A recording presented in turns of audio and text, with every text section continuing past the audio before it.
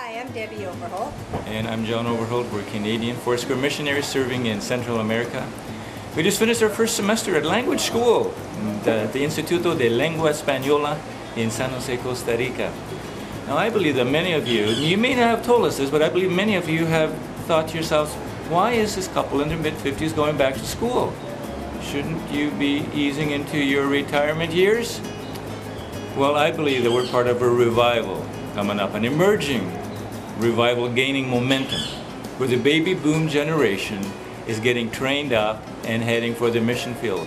What I'd like to do right now is to introduce you to some of our fellow revivalists, some of the people we've been going to school with. Here they are. I am 75, and I know that he has a plan for me, and I'm working into it. And I would encourage you to do the same. A lot of people and a lot of friends, are curious why, at this stage and age in life, what would you want to give up the United States for, and everything you worked hard for to go in the mission field. And it's really not a surrender or a yielding of anything that's important. But when you are so connected and you have a passion for the people group that you are being called to serve, then nothing else matters other than bringing souls to Christ and nurturing them and discipling them so that they can reproduce and bring other souls to Christ. So it's so easy to just get comfortable and plan your retirement and look forward to what appears to be the posh life, but truly the joy that comes with yielding to Him and His purposes. And it is a call on for all of His church to be looking. I'm probably the most content that I've ever been in my whole life, and it's like all things. When you think you're sacrificing or doing something for the Lord, and He just blesses you way beyond what you can imagine. So it isn't a sacrifice. There's no better place to be than in the center of God. I was a truck driver for several years and a farmer. Did a lot of work with horse farms and that kind of work, and God's called us to be missionaries in Panama. So one of the first things we needed to do was before we came here, I was a company director, and my wife Tambien also, and we felt called to mission probably around 8 years ago. I owned a truck repair business and worked for Entergy, a power company in Arkansas, and Verna worked for Lakeside School District. We thought we were going to wait till we retired and go on the mission field, but the Lord had other plans.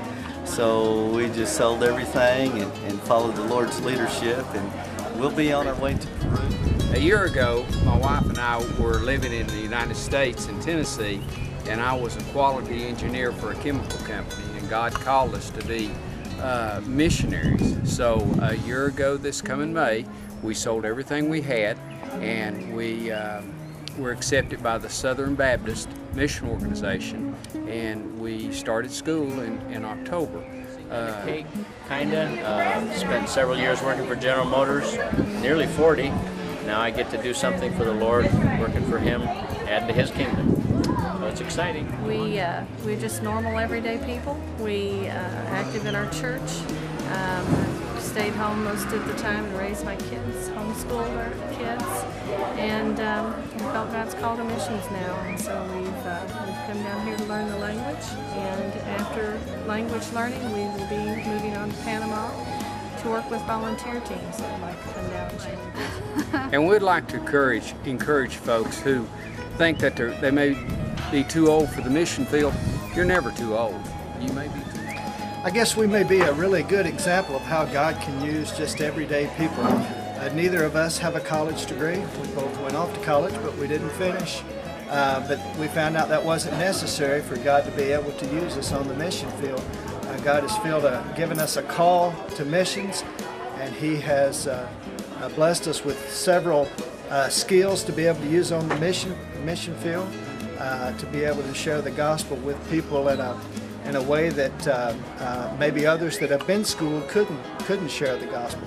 So there's lots of folks out there in the world that need the gospel of Jesus Christ. He's gifted us in some small way to reach them. You're never too old. So we would encourage you to consider missions somewhere in your life. We appreciate you, and we want to encourage you. If you feel the Lord dealing in your life and convicting you, I know that you may have plans, but earnestly seek Him and pray that His direction would be known to you and follow Him. Well, as you've heard, the call to go and make disciples applies to all of the followers of Jesus, young and old.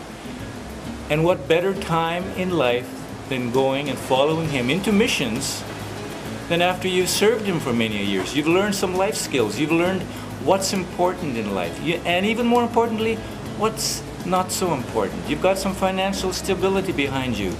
And you have time on your hands. And you're going to have more time on your hands. I just want to encourage you to not think about age when it comes to what God wants you to do.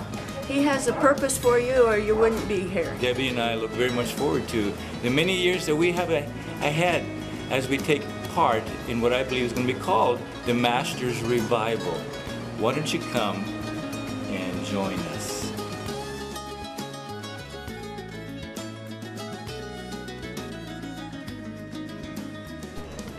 Why stop? I've been 20 years volunteer after the time. You're the message in action.